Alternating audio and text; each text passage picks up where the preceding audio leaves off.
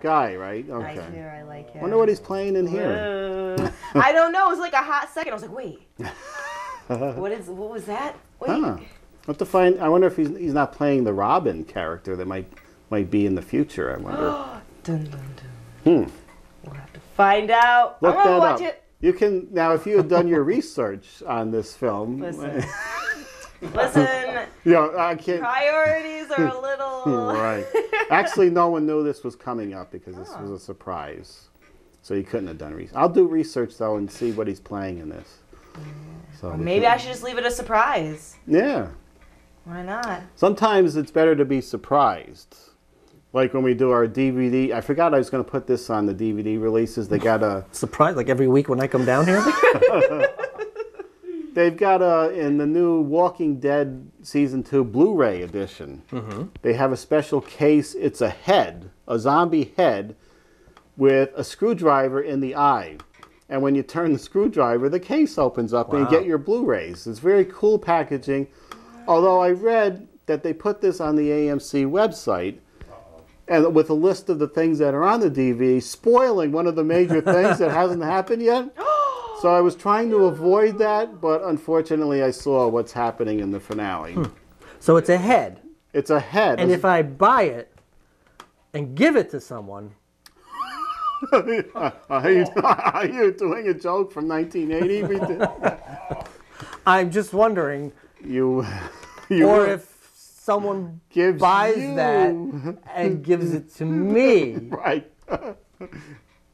Relax. Now, I don't want to hit people over the head with the joke you're constructing here, but I don't think Lelak's getting it there. We'll tell you later. Yes. We don't want to push the boundaries of our rating here. Right. But it would be nice if Lelak gave it to me. Yeah.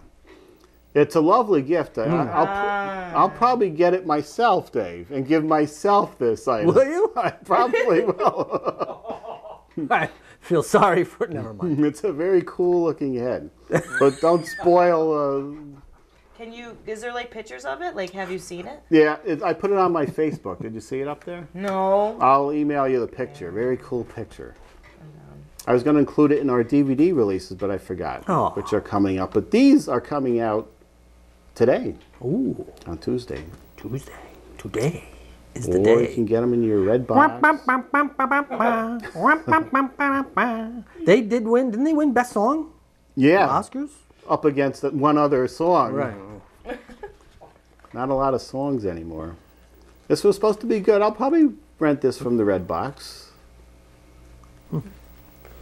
I've been looking every week for Two-Headed Shark Attack in the red box, and it's out of stock. So apparently I'm going to have to buy that. People are loving their two-headed sharks.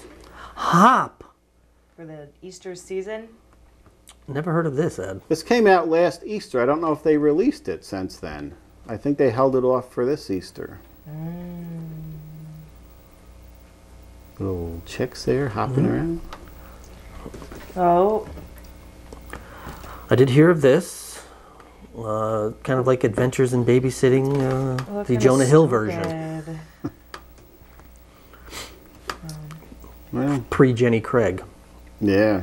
He was on his way down in that one. The girl with the dragon tattoo. That's already coming out? Already out. Wow, really? Wasn't it just like in theaters? December. Wow. I don't know. Rooney Mara, I was not aware, even though I know the last name, I was not aware that her, I believe it's her father, who owns the New York Giants football team. Ah.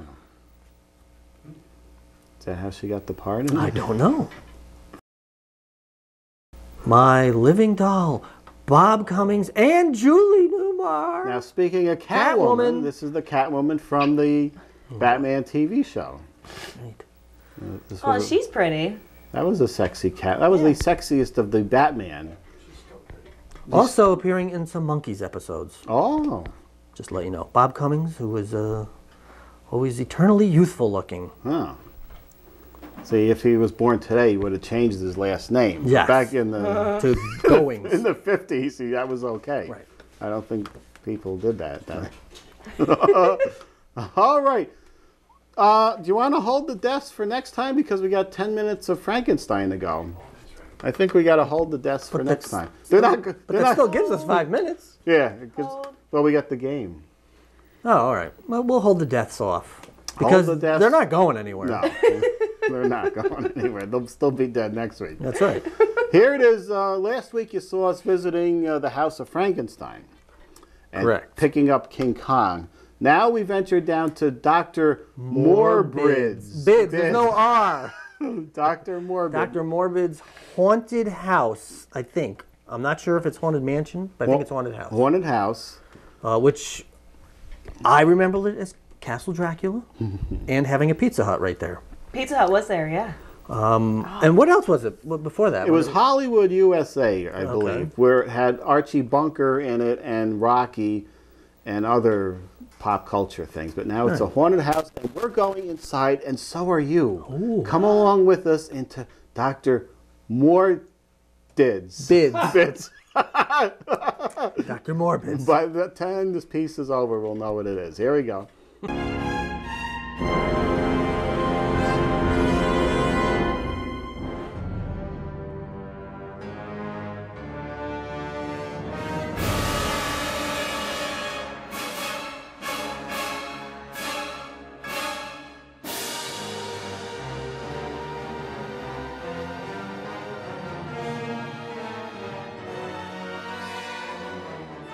Well, Ed, we are here now at Dr. Morbid's Haunted House. Right. It's very haunting. Now, I am not allowed, when this opens up, I'm not allowed to go through this fine haunted house because I take Lipitor. I have a heart condition.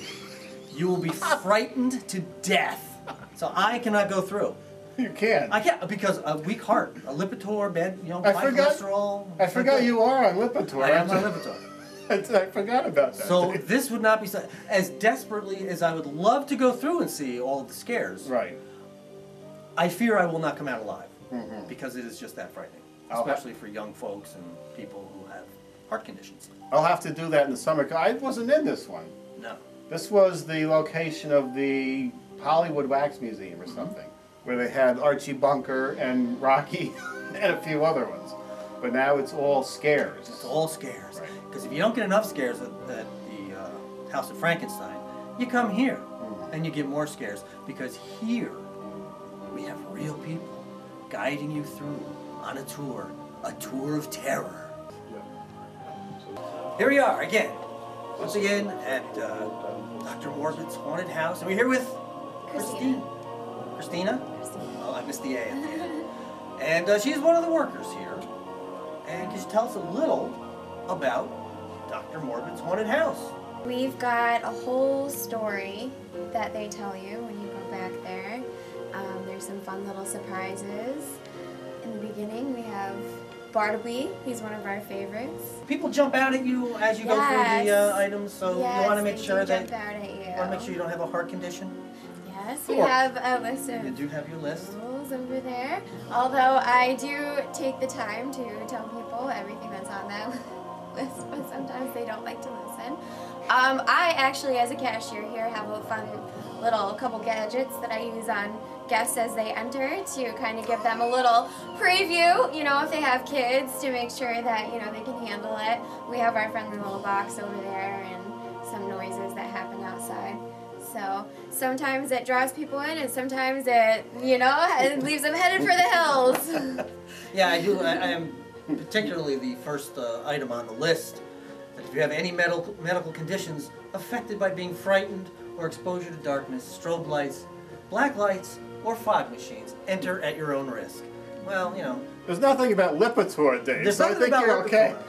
But, you know, I like to reduce my, possibility of heart attack or stroke.